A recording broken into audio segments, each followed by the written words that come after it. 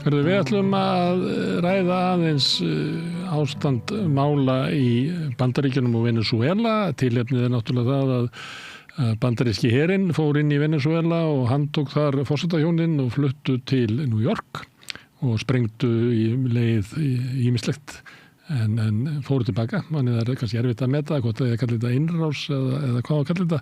Helen Ólafsdóttir, sérfræðingur í öryggismálum hérna á línunni eins og oft áður. Hvað myndir þú kalla þessa aðgerð, Helen? Mannrán?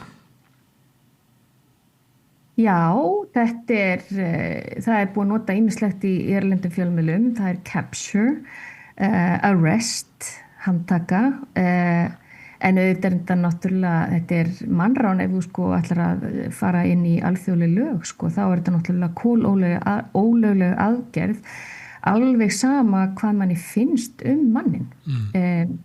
Ég ætla náttúrulega að taka fram að þessi forseti, hann var náttúrulega einræðisherra.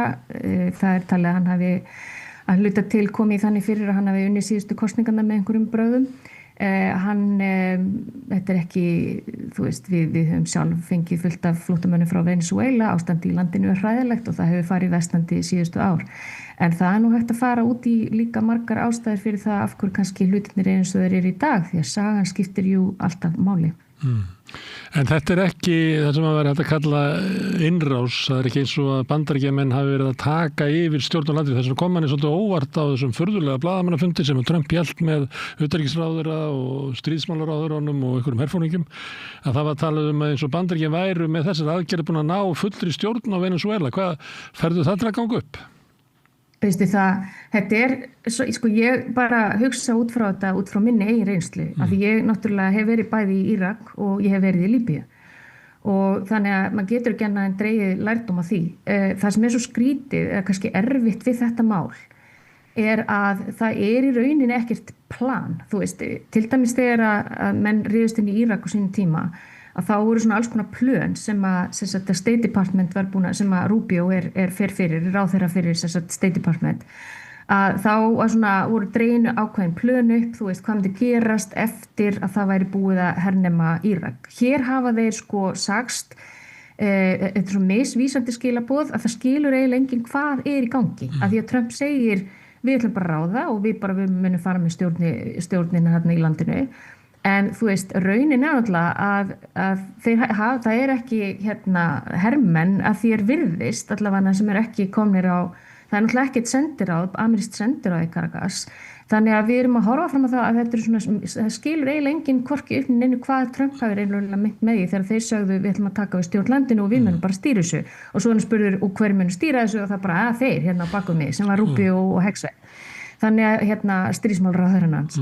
Þannig að vandamáli hér kannski, fyrsta lagi, bara samkvæmt alþjóðalögum og bara sáttmála Sameinuðu þjóðanna, þá þetta kolólega aðgerð. Við þurfum ekkert að fara ofan í, það bara klárt mála að það hafi verið ákveðin prinsip sem náttúrulega síðustu áru, jafnvel áratugi, hefur verið grafið undan, hvort sem það eru Bandaríkin í Írak, hvort sem það eru Rússland í Úkraínu. En Bandaríkjamenn hafa oft gert þetta áður að verið með innrásir eða afskipti í öðrum löndum sem að brjóta alþjóðalög, það ekki nýtt. Jú, og það það sem ég að segja, að síðust ár höfum við hort fram á þetta, að hvort sem það sprengjuárásin á Líbíu, svo hafa menn sett fyrir sig alls konar hluti eins og til dæmis þegar farið inn í Afganistan, þá varstu kannski með öryggisráð á baku. Þegar til dæmis NATO var með umsvifamiklar, eða þegar Bandaríkjamenn, þegar Kúvait var hernumið af Írak, þá var öryggisráðið. Þannig að það hefur oftar en ekki hafa kannski verið eitthvað bak við það, samkvæmt öryggisráðinu eitthvað annað. En eins og ég segi, Írak var svona stóra málið sem var svona blatant skilur, þeir bara óðu inn, þeir hernuma landið og þeir voru ekki með öryggisráða bak við sig. Og síðan erum við með Rússland í Úkraínu, þannig að síðustu ár og bara í rauninni settu náttúrulega Bandaríkjamenn mjög mikið fordæmi þarna. En þeir líka, þá erum við heldur ekki að tala samt íhlutanir Bandaríkjamanna kannski síðustu 30-60 ár, ef við ætlum að fara að tala raunverulega á bak við tjöldin. Það sem svo skrítið hér að Bandaríkjamenn núna þangað til að Trump kemur aftur hérna inn. Þeir hafa alltaf reynt að fara í yfirskinni hefur alltaf verið lýðræði að frelsa fólkið undan einhverjum skelfilegheitum. En nú þetta bara gríman fallin og eins og ég segi, það rosalega mikill, fólkið bara, þeir sem að reyna að rýna í þetta og líka bara Bandaríkjamenn sjálfir, það mjög athyglisvert að fylgjast með fjölmiðlum í Bandaríkjunum núna, að það veit eiginlega enginn hvað næst vegna þess að hér kemur atriðið. Ef að þeir hafa lagt fyrir sig að þeir yrðu að taka út þennan hræðilega harðstjóra, að það hefði verið út af fíkni, út af fentanil eða kókaini, að þá allt í einu núna kemur samt í ljós að þeir eru samt að reyna að semja þá við sitjandi varaforsta. Og þá náttúrulega hljóta Venesúela búar að spyrja sig býtum við í það er ekki Maduro einn sem stóð að baki í þessari harðstjórn. Menna hann með hermenn í kringum sig og þessir harðstjóri eru ennþá þarna við völdin. Það er bara búið að taka þennan eina mann út og svo eru þeir bara búin að hóta það að ef að varforsten spilar ekki núna eftir Bandaríkjamönnum, tekur ekki þátt, að þá bara munu þeir ráðast inn eða sprengja meira. En vandamáli er einfaldlega þetta. Ef þeir ætla að taka, það er náttúrulega fyrir þegar Íraks árásin átti sér stað, þá var meginhluti landsins, það var ennþá svo mikill hefndarþorsti eftir 9/11, menn voru bara til í það. Nú er bara bandarískt samfélag allt öðruvísi, það virðist vera að 70% landsmanna sé hreinlega á móti þessu að fara svona inn og sérstaklega því að hann fékk náttúrulega ekki leyfi þingsins.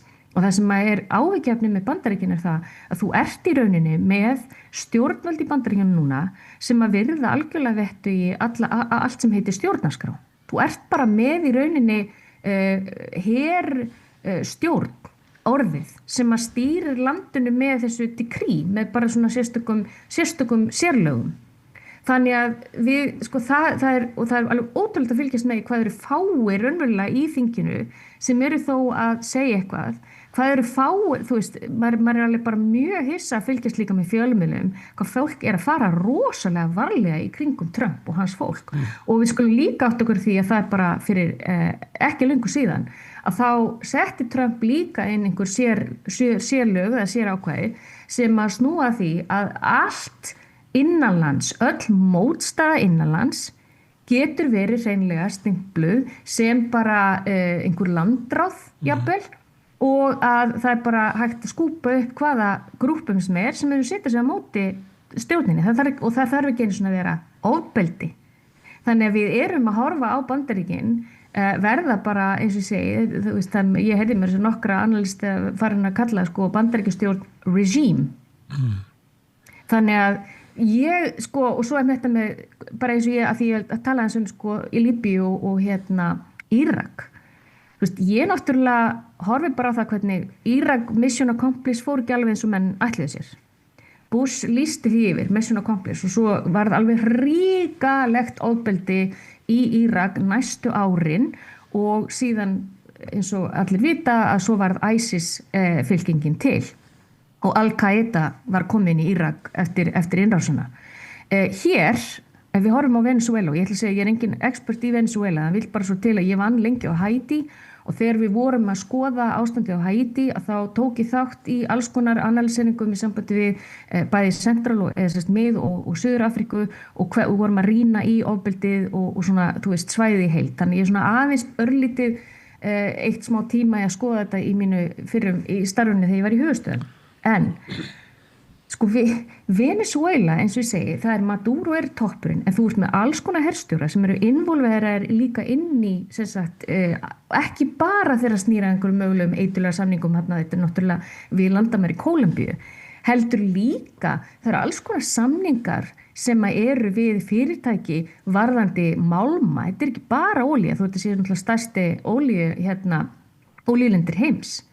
Þannig að svo má líka ekki gleyma að þarna eru stóra skuldir í Kína. Kína hefur verið mjög involverað upp á síðkastið með Venezuela og eins og ég segi, það er mjög, fólk er mjög svona lost, af hverju voru að fara inn? Þeir sé eitthvað svona að byrja á einhverju fentanyl crisis, þetta sé eitthvað, veistum við bara rugl. Því það er ekki að mestu leyti að koma frá Venezuela ef menn alltaf virkilega fara á eftir eiturljónum. Afskulum við það. Númer 2 var, þú veist, hann er þessi harðstjóri og við þurfum að frelsa fólki og það kaupir það enginn. Númer 3 var, þeir eru bara farin að segja, olíulindir, Venezuela verður mjög ríkt. Það problematik sem ég get farið í aftur. Segja reyndar Trump segir að þeir tóku olíulindirnar okkar, við erum að fara og endurheimta þær. Já, einmitt, og enginn hefur eiginlega rýnir almennilega í þá sögu. Bandaríkin eru náttúrulega búin að vera síðustu 60 ár mjög bara busy að bara með valdarán eða þú veist, steypa hreinlega leiðtogum að stóli í hvaða ríki sem í Suður-Ameríku og Mið-Ameríku, þeir sem hafa ekki, ef það er bara einhver smá vinstri slagsja, þá hefur bara verið steypt að stóli. En eitt sem ekki mikið talað og það að Venezuela í liði með Íran. Og þetta held ég að sé einn stærsti hluturinn af því af hverju, og þetta kemur aftur við töluðum lengi daginn þjóðar stefnuna þjóðaröryggisstefnu Bandaríkjanna og þar einmitt og þetta með það að vilja ráða eigin umræðasvæði, þeir eru algjörlega búin að gefast upp á Evrópu, þeir hafa ekkert að gera þangað, Miðausturlönd voru smá hlutur, en gleymið ekki að það hefur alltaf verið á agendaðinu hjá CIA regime change í Íran. Þannig að Íran það ekkert eitthvað svona sem þeir eru búin að gefast upp á, Íran langtímaverkefni, alveg eins og Venezuela búið að vera langtímaverkefni, þeir eru náttúrulega búin að reynda að steypa Chávez og stóli, þannig að þú veist þetta. En það og drepan, þeir reyndu líka að drepa já, og reyndu að drepa og svo annað að þetta tengist náttúrulega líka OPEC, þetta tengist olíunni og þetta tengist í að það eru margir sem eru farin að ræða það að því að Bandaríkin eru að veikjast svolítið töluvert á svona hinu alþjóðlega sviði varðandi gagnvart til dæmis BRICS og svoleiðis að þá hafa Bandaríkjamenn ágjörð því að menn fari að treyta olíunni í öðrum en dollarum.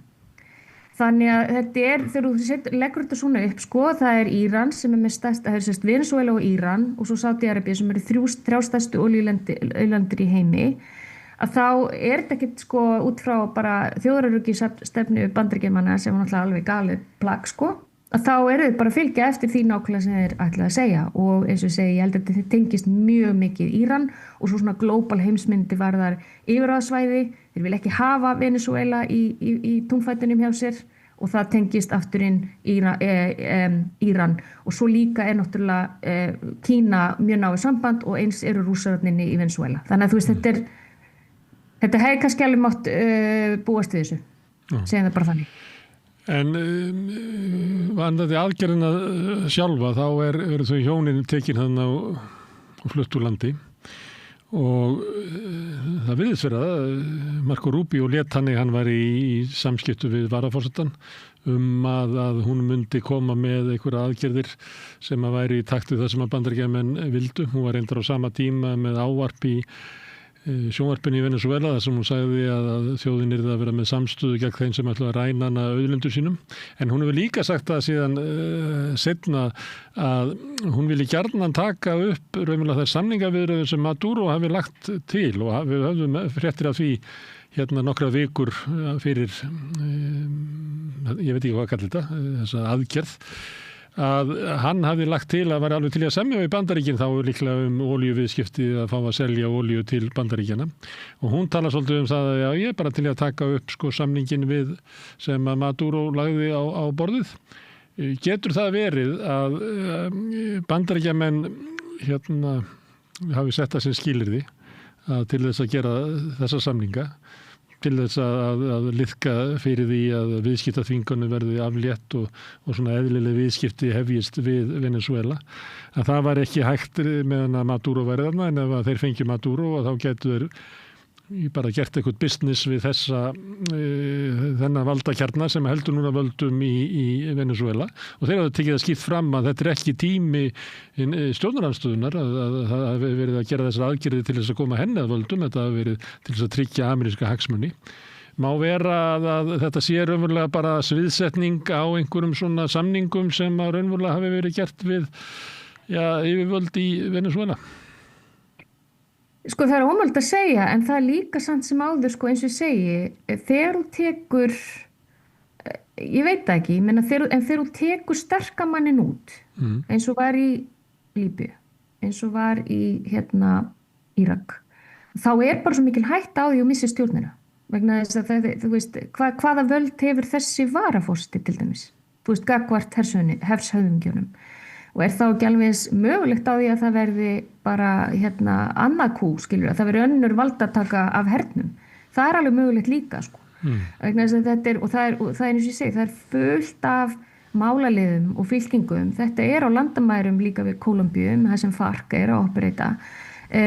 Þannig að halda það að þetta bara einhvern veginn geti spilast svona, vegna þess að ég held að það gæti orðið svolítið lögleysa núna. Ég meina við... Já, en ekki, að ég var orðið þetta svona vegna þess að það eins og að stjórn Bandaríkjanna sé að reyna að koma í veg fyrir það með því að semja við valdaklíkuna sem hefur völd og kannski var ekki, Maduro var engin Gaddafi, ég meina hann tók við af sínu Gaddafi, þannig að kannski var hann ekki jaft svona mikill toppur á einhverjum píramíta eins og til dæmis Gaddafi eða Saddam að þegar þeir fara þá verður upplausn. Það kannski ekki þannig í Venesúela, ég veit ekki. Nei, ég bara eins og segi sko, það fer eftir, það svo mikið af öðrum faktorum eins og ég segi sko, það eru málalegar, það eru fylkingar og það má kannski draga pínulítið þó að hann hafi kannski verið jafn mikill allsráður í að langan tíma og Gaddafi að það sem vekur manni svolítið ætti að vekja áhyggjur það hvað eru margar fylkingar af málaliðum og sjáðu nú til ef að Bandaríkin að koma sínum fyrirtækjum þá einhver að missa völdin, sjáðu. Og þannig að þú ert í rauninni að færa peningana frá einni elitu yfir í aðra. Fólkið ekki að fara að fá nokkuð skapaðan hlut. Þannig að það hlýtur að kalla á einhverja uppreisn. Það hlýtur að kalla það að það verður þarna eitthvað að valda ójafnvægi sem það hefur verið eitthvað jafnvægi þarna sem allir hafa fengið eitthvað fyrir sinn skerf, allir þessi málalegar, allir þessar grúppur, það allt flæðandi, það allt flæður vopnarna, sko, ég meina þetta ekki, sko, já. Þannig að það í rauninni líka kannski, alveg þú ert búin að leggja kannski grundvöllin af mjög skæðri borgarastyrjöld líka, sko. Veist, og það ekkert sem að Bandaríkjamenn í rauninni geti komið í veg fyrir endilega vegna þess að leið þú ert komin inn með bandaríska herinn inn í Venesúela að reyna að berjast við málalegi í fremskóginum, þá ertu bara komin í Írak 2, skilur. Komin í Víetnam. Já, eða Víetnam, já. En þú veist og það ekki það sem að held ég að bandaríska þjóðin hefur nokkuð áhuga á ef marka má allavega svona fyrstu fréttir hvernig fólk líður vegna bara yfir því að Maduro hafi verið tekin. Þannig að ég búin að tala við fullt af kollegum sem að ég búin að vinna með á sæðinu bara núna síðustu daga af því að þú veist það allir svolítið svona og við held að allir séu sammála það að við höfum öll ágjörð því að þetta eigi eftir að leysast upp í dálítið mikinn bara anarkí sko ef við að segja eins og það þarf að vera eitthvað, ég veit ekki hvaða panás þessi varaforsti hefur vissulega rosaleg pressa á henni en sko eins og ég segi þarna ertu bara að færa peningana frá einni elitu yfir í aðra og það yfirleitt ekki eitthvað sem gengur mjög vel upp sko. Við höfum bara séð það, hvað sem það í Íran eða annar staðar þar sem þú kemur inn með svona intervention og með kúa þá og þetta og líka bara þetta líka náttúrulega mjög óhugnalegt hvernig Bandaríkjamenn eru farnir að tala og við höfum náttúrulega ekki einu sinni byrjað að tala Grænland sko en ég meina eins og ég sagði strax, ég meina við ættum nú að fara að taka það alls alvarlega, það ekki hægt að leiða hjá sér að stjórn Trumps og Trump og allt fólki í kringum hann þetta fólk fyrirgeði skuli nota þetta orð en þetta bara snarbilað sko. Og það var einhver demokrati sem sagði bara getum við aðeins stoppað og tala hvað þetta crazy veist, hann sagði bara þetta og kannski mesta lettánið hjá mér og svona, mér finnst bara ömurlegt að sjá leiðtogana í Evrópu. Já, bæði í Bandaríkjunum að maður sá það svolítið þegar verið að fjalla þetta ég var svona flakka á milli sjónvarpsstöða, man ekki alveg hvar það var þess að ykkur var að segja, já það komin hérna má ég sjá, það komin fjórir þingmenn sem hafa andmælt þessu og var náttúrulega meinað að hvað væri lítil viðbrögð því að þetta er sett upp sem eitthvað svona lögregluaðgerð, það alltaf einhverjir 2 kalla frá DEA sem eru þarna með, sem eru látið leiðan, en þetta er náttúrulega hernaðaraðgerð og ástæðan fyrir því að vera að setja upp sem lögregluaðgerð að það er stjórnarskrárbrot að forseti farið með hernað gagnvart annarri þjóð eins og fá samþykki þingsins.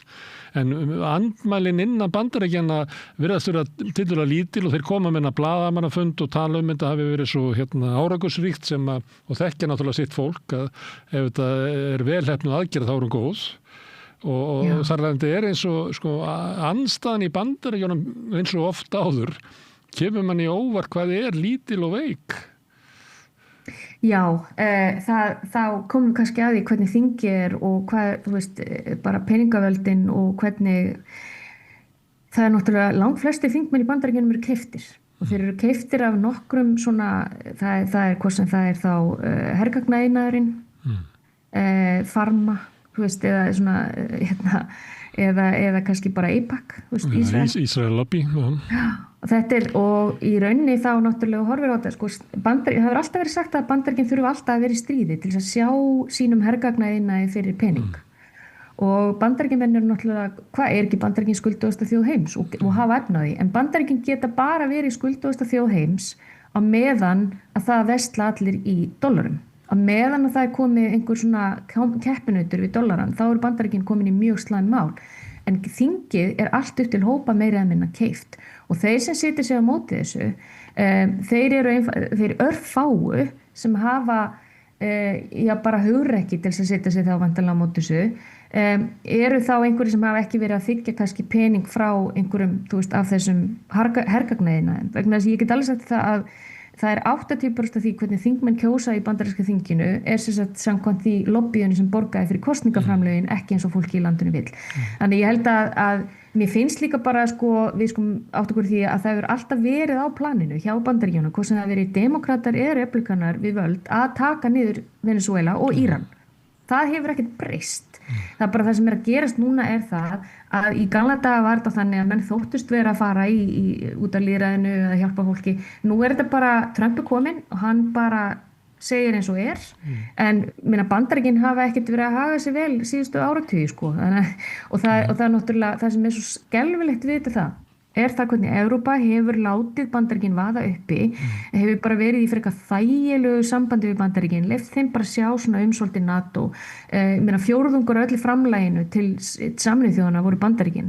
Það sem er svo athyglisvert og ég sem búin að starfa á Sameinuðu þjóðunum í mörg ár er bara að sjá hvað Sameinuðu þjóðurnar eru bara absent. Þær eru bara algjörlega irrelevant. Þær eru ekki lengur, bara það er eins og þessi ekki til. Aðalvildarinn gat ekki andmælt þessu af neinni hörku. Nei, og hann hafi sagt, hann bara lét talsmannin segja, þú veist, hann náttúrulega ég veit ekki, ég er náttúrulega ekki búin að horfa á það núna, öryggisaðið náttúrulega er að hittast og er að ræða málið núna, en sko, Stefán, talsmaður Guterres, hann sagði að þetta er náttúrulega bara mjög hættulegt fordæmi og auðvitað þú veist, allir hjá Sameinuðu þjóðunum myndu bara segja, já, þetta er ólöglegt, alveg eins og innrásin í Írak var ólögleg, alveg eins og innrásin í Úkraínu er ólögleg, en þeir hafa bara ekki þeir eru ekki relevant.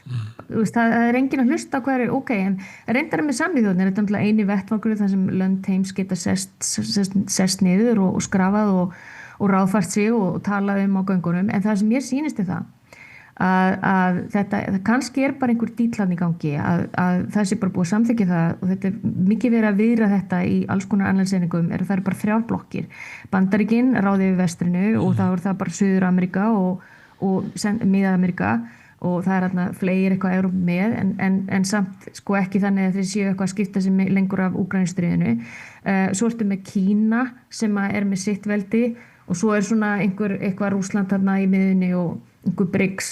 Þú veist, þetta er eitthvað svona, þetta er eitthvað 3 blokki sem er að myndast og það eina sem að sko, maður svona, það sem mér finnst mjög athyglisvert við þetta er það að hvernig samstæðan og núna til dæmis mjög mikið einhverjum mótmælum í Íran er það tilviljun sko, þú veist, það hugsa allir bara býtu, þetta er rosalega einkennilegur athyglisverður tími að það séu svakaleg mótmæli, ekki það að fólki í Íran hafi ekki verið að reyna að mótmæla áratugum saman, ég er ekki að draga úr því, en það er bara, maður hugsa alltaf svona, já, athyglisverð tímasetning akkurat núna og Trump einmitt bara núna búin að hóta því að ef að klerkastjórnin í Írak að fara að beita sig gegn mótmælendum að hörku að þá ætli þeir að fara að skipta sér af því.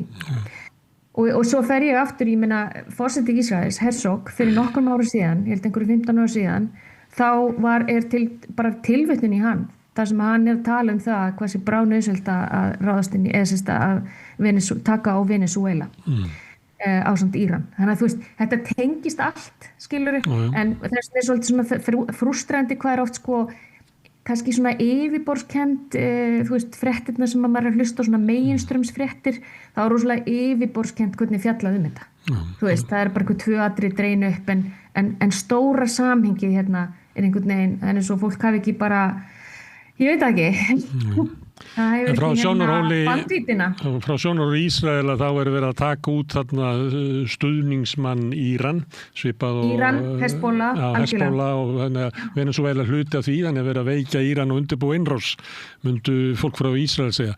Og býtu, eitt viðbútt, Kúba, ég meina Rubio, hann náttúrulega, við skulum ekki gleyma því að Secretary of State, hann Rubio, hann náttúrulega frá Kúbu og tilheyrir sem sagt grúppu af Kúbverjum sem hafa verið að agatera fyrir því að sé ráðast inn í Kúbu og að stjórnin sig þar tekin af. Þetta tengist líka Kúbu vegna þess að þeir náttúrulega Venezuela hefur verið að láta Kúbu hafa olíu og það mikið návistar og það talað um það að leyniþjónusta Venezuela sé uppbyggð meira að minna frá aðilum frá Kúbu, þannig að þetta gæti verið að Kúba sér næst, sko, líka. Já, hann var eiginlega næstuðið farin að lýsa, sko, Venezuela sem eiginlega svona eins og útstöð frá Kúbu.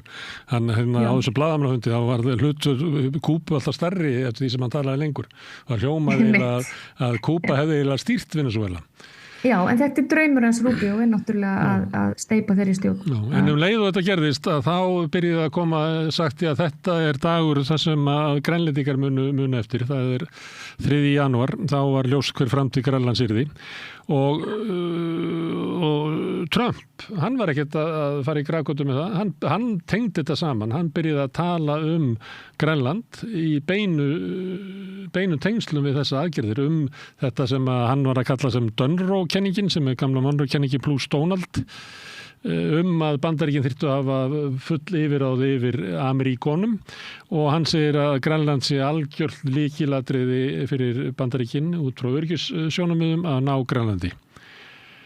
Já, sem rosalega athyglisvert, sko, ef maður ætlar að hugsa út frá öryggissjónarmiðum, að ef þú ert bara að tala sko landlæglega, þá ef þú segir mér sko að hann væri í stríði við Rússa, þá myndi ég svona, já, ok, ég kaupi þetta svolítið. Það ekki bara að tala námur og auðlindir? Jú, en þetta snýst bara þetta svona svolítið, kannski hafa menn átt að segja á því að Kína náttúrulega síðustur áratugni búin að vera að sko, sérstaklega bara í Afríku, samningarnir sem Kína hefur í Afríku það Kínverjar eru búin að vera alveg ótrúlega duglegir við það að tryggja sér auðlindir en Bandaríkin síður svo, þannig að þetta eitthvað svona, það kannski lítur Trump svo á að hann þurfi að gera betur í þessum efnum út af því hvernig Kína stendur.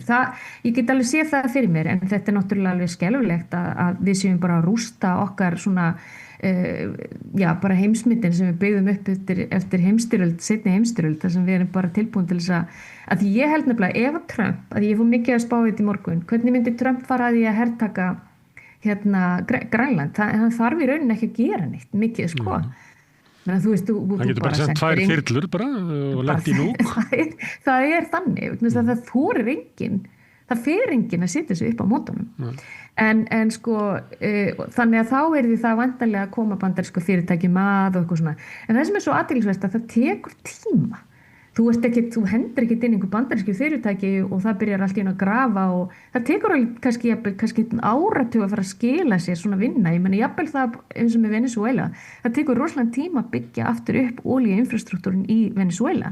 Þetta gerist ekki á einni nóttu. Þannig að á einhverjum millitíma, á einhverjum punkti í Venezuela, þá getur verið að það verði orðið mjög mikil óánægja með svona einhvern status quo einhvern tímabil þar sem að þú veist ríkir algjör óvissa og efnahagsástandið á ekki eftir að batna vegna þess að ég get ekki séð fyrir mér að Bandaríkjamenn fara að dæla inn einhverjum peningum einhverju ráði í fyrsta kastinu sko þetta bara, málið það, eftir að hafa hort upp á Írak og sjálf, bara ég að segja eins og mér fannst og maður hélt alltaf að það væri eitthvað svona meiri plan á baku hlutina, maður hélt alltaf að, að það væri eitthvað rosalega svona, já, bara það væri færir menn á baku hlutina sem væru að horfa á daginn eftir, en svo bara kemst maður eitthvað til naði og ég sá þetta bara svo rosalega í Írak að menn veit ekkert hvað að gera þetta bara eitthvað svona fumbling on skilur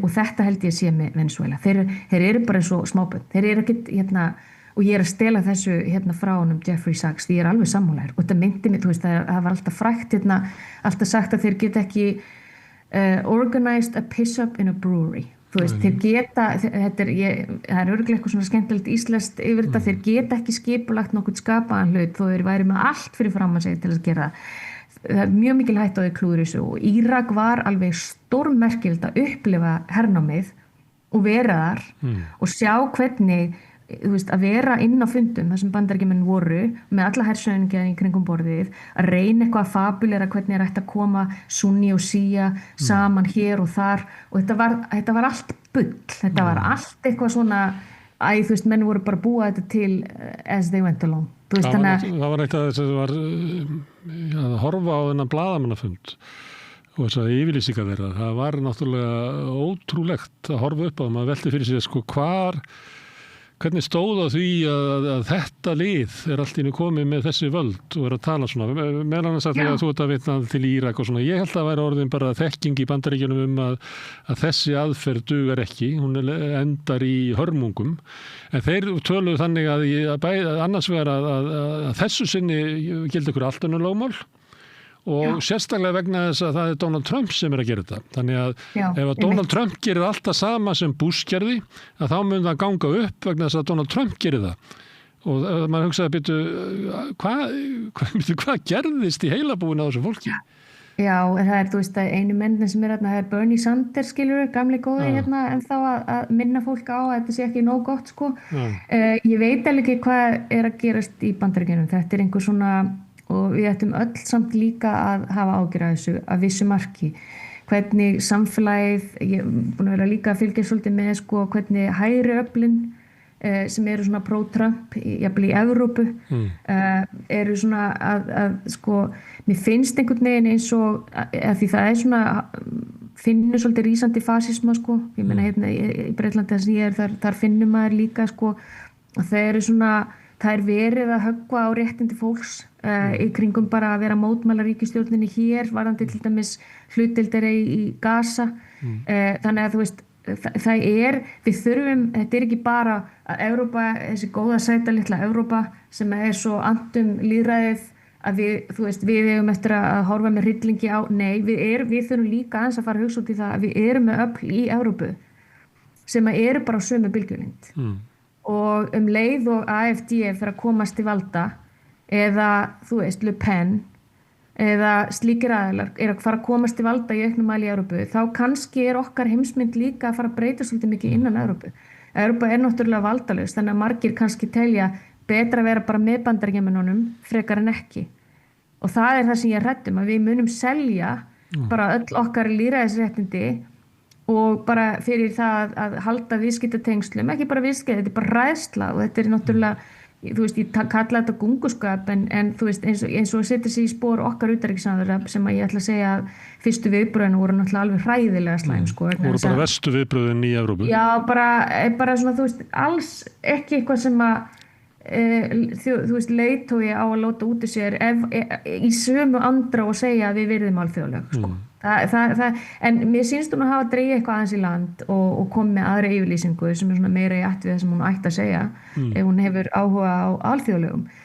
Vandamáli bara þetta að við erum með því að leyfa Trump að komast upp með þetta trekk í trekk, þá verðum við bara að vera tilbúin undir þá heimsmynd að við erum að selja, fyrsta erum við að gefast upp á stofnunum okkar og sem lítið land þá erum við einfallega bara undir hælnum á Bandaríkjunum. Þannig að Ísland, að því við erum ekki í Evrópusambandinu, Ísland eitt og sér getur ekkert nema sagt og gert það sem Bandaríkin segja þeim. Það bara staðreyndin. Þannig að allir það sé ekki bara... Sömuleyti þá öll Evrópa hegða sig þannig. En það er það sem ég er að segja, sko. Ég meina, Íslendingar, við erum náttúrulega með herstóð þetta samkomulag frá 1951 sem að einn ákveðin fyrrverandi utanríkisráðherra síðan undirritaði á bakvið luktar dyr, hérna það sem hann, sko, ákveðin bara, já, við getum talað um þess vegna, en við erum bara svo rosalega bundin. Og eins og oft jóka með, sko, að Ísland er þá bara miðstöðin til þess að, hérna, til þess að opris eða sérst að ráðast inn í Grænland, ekki að þeir þurfi neitt að ráðast inn í Grænland. Nei, mér finnst það að vera full dramatísk lýsing, sko, mér finnst það full dramatísk lýsing að þeir þurfi eitthvað á Keflavíkurflugvöll og það mér finnst það eitthvað svona skringileg dramatík, sko. Þetta er bara eins og þú segir 2 þyrlur, sko. Og hérna, og Danir eru svona hvað að reyna... Bara skeiti til Danmerkur að við höfum tekið yfir og Danirnir geta ekkert gert, sko. Það er nefnilega máli og það er enginn í Evrópu tilbúin til að stíga inn og segja að því að það er svo mikið, að því að þeir eru ennþá, sko, við skulum átta okkur því að þeir eru algjörlega komnir út af því að borga fyrir Úkraínustríði. Kannski verður þetta til þess að sko gefum okkur, það eru 2 scenariós að við fáum hérna fleiri hægri stjórnir. Hvað til dæmis, hvernig mun Farage ef hann kemst til valda hérna í Bretlandi? Þú veist, hver mun við afstaða hans verða? Mér sýnir Starmer, það kemur ekki til Starmer. Starmer skiptir engu máli hvort hann er vinstri, hægri, hann bara einhvern veginn fylgir bara með, sko. En Farage sem er mjög líklegur til þess að taka við næst, það myndi bara held ég fara með Bandaríkjamönnum, Ólin, AFD, menna þeir, þú veist, þetta er hinn nýji raunveruleiki sem við erum að fara að lifa við. Og ég, sko, í minni vinnu, eitthvað sem ég líka tala við kollega mína er það að ef við erum ekki lengur með alþjóðalög, að þá er ég ekki alveg viss hvaða ramma ég er að vinna með. Ég á rosalega bátt með það að sitja í einhverju Afríkuríki í Miðausturlöndum og vera eitthvað að tala um mannréttindi og eitthvað svona. Þetta er bara búið spil. Þetta skiptir engu máli lengur. Þetta er bara ekki lengur til umræðu. Þannig að þetta er nýja heimsmyndin okkar sem að því að Evrópuleitor hafi verið svo veikir, gagnvart Bandaríkjunum og verið svovandi á verðinum, að þá erum við einfaldlega bara komin undir hælinn á þeim og þetta er versukú, velkomin í nýja heiminn okkar. Það sem er algjör lögleysa. Og henni sterkur ráða. Það sem að lögin og það sem áður sko hélt aftur af ómönskun og grimmdinni, að það er farið. Þú getur reynt að grípa til þess að það er farið. En þú getur líka að hugsa þetta sem eitt, sko, það var náttúrulega svona lögleysa fyrir heimstyrjöld, skiljur, það sem þessi sterku ríki réðu algjörlega, ekki satt. En það var ekki endilega á kjarnorkuöld. Þú veist, við erum líka með öðruvísi vopn, við erum með allt öðruvísi heim, hvað var það? Þú þurfti líka 2 heimstyrjaldir til þess að koma fólki á þann stað að vilja búa til eitthvað kerfi sem gat haldið aftur af ófögnuðinum. Akkurat, og fleiri miljónir sem að lá í valnum. Þannig ef við erum búin að missa þetta, þá verður hvorki ég neð þú munum með endast aldur til þess að sjá lagfæringarnar í fremtíðinni. Við og næstu kynslóðir munu lifa í einhverjum heimi sem að hefur ekki það öryggi sem að var hægt að búa til í okkar heimsluta. Nei, og líka bara það sem mér veist og við höfum talað um þetta, ég og þú, sko, það er þetta með sem er ekkert fjallaði núna en í tengslum við þetta, en máli er það að tæknirísarnir og samspilið milli tæknirísana og hergagna framleiðenda, þetta er eitthvað sem við ættum öll að hafa ágjör af vegna þess að eftirlit með borgurunum, það er orðið svo fullkomlega auðvelt núna að hafa stjórn á fólki vegna þess að við erum svo háð tækninni og þannig að við erum á allt önnur stað heldur en á 19. öld, sko. Ég meina við erum bara á einhvern veginn svona, þannig að þessi Orwellian, þú veist, þetta dystopian future við erum að komast þangað, sko. Og annað sem var athyglisvert við þennan blaðamannafund er að hvernig Trump er að kynna þetta. Hann er eiginlega að kynna þetta að þeir eru að beita ríkisvaldinu til þess að koma bandarískum olíufyrirtækjum að inn í Venezuela. Þannig að þú komið með ríkisvaldið sem er fyrst og fremst að þjóna stórfyrirtækjunum sem að svo hafa eftirlit við okkur. Þannig að við erum komin í mjög undarlega heimsmynd. Þetta er mjög óþægileg heimsmynd og ef að fólk hefur ekki áhyggjur af þessu, þá er það ekki að fylgjast með. Ég get alveg sagt það að allavega núna ég er mikið að spá í hvernig mín vinna horfi við á næstu misseri, sko. Heimsmyndin sem ég er að díla við þá, ég vinn náttúrulega ennþá dálítið mikið bæði í Miðausturlöndum og í Afríku og það er mjög það verður mjög athyglisvert að sjá eins og ég segi, hvernig sko, mér sýnist þetta Bandaríkin, sko, þeir eru náttúrulega Trump er búin að hóta og sprengja einhver nýju lönd, eða þú veist, hann er búin að hóta, svo, þú veist, þetta er friðar, forseti sem ætlaði að boða frið og hætta hernaðar í hlutunum, en við erum bara að horfa fram það að, þú veist, mögulega erum við að horfa á Kúbu, mögulega erum við að horfa á Kólumbíu, þeir hafa sagt það, eitthvað svona hernám á Grænlandi, eða allavega að fara íhlutust til það og krefjast einhverja samninga þar, taka undir sig einhverjar auðlindir. Og síðan erum við að horfa á Íran held ég. Þetta er svona næsta mögulega næsta, já. Já, og talandi 1984 að þá heitir þetta hjá ríkisstjórn Trump, þetta heitir stríðin sem þú ert að telja upp og árásinnar, þetta heitir friður byggður á styrk. Þannig að það er að byrja að halda því fram að friður sé stríð og stríð sé friður. Og gleymum því ekki að þetta er byggt á 2025 doktrin sem var snýst líka það að Trump mun ekkert láta af völdum eða allavega ekki hans klíka. Þannig að þú veist að það er unverulega bara búið að boða það að hann muni jafnvel vera áfram eða allavega það mun ekki vera hægt að koma hann frá eða hans klíku. Þannig að þetta er heilt doktrin sem var unnið og heitir 2025 og þetta er bara handbókin að spilast út þar. Herðu, þú sagðir áðan að þeir sem ekki hafa áhyggjur þeir fylgjast bara ekki með og þú fylgjast vel með og hefur áhyggjur. En þú hefur náttúrulega hitt fólk eins og ég sem að tók það ákvörðun að fylgjast ekki með til þess að hafa ekki áhyggjur. Mælurðu með því? Þeim lífstíl? Já, ef ég væri ekki að vinna í minni vinnu og byggi bara heim á Íslandi. Þú myndir ekki fylgjast með nema fengið borga fyrir það eins og sættir. Ég bara ef ég gæti komist bara off grid sko. Ég hugsa að þegar ég hætti í minni vinnu ef ástandi heldur svona áfram að þá er ég bara með planum að vera bara einhvers staðar út í sveit sko og slökkva bara á internetinu vegna þess að ég held að þetta sé að engum manni hollt. En svo er það eins og þú, menn eins og þú og fleiri að maður getur ekki sleppt í að kíkja á hvað er að gerast í heiminum vegna þess að mann er langar að vita en nei, ég held að sé ef að fólk hefur ekkert undir þessu hins vegar er bara eitt sem Íslendingur og annað við þurfum að horfa í ekki bara öryggishagsmunir okkar en það er líka matvælaöryggi það er algjörlega hægt að tala hamfarahlýnun eða eitthvað virkilega það sem að sko bara biodiversity, við erum bara að horfa á hrun í alls konar lífstofnum við erum að horfa á mjög hraðar breytingar hvað var það bara matvælaöryggi í heiminum þannig að við þurfum því miður að fylgja svolítið með hafa augum með því en við mögum ekki gleyma því að núna allt þetta öll þessi stríð, þetta er bara 70-90 stríð í gangi núna og aldrei verið svona miklum peningum eitt í stríðskagnaðina á meðan erum við bara að horfa á heilu svæðin þar sem að bara er ekki lengur vatn það er að breytast svo hratt að mannkynni hefur ekki undan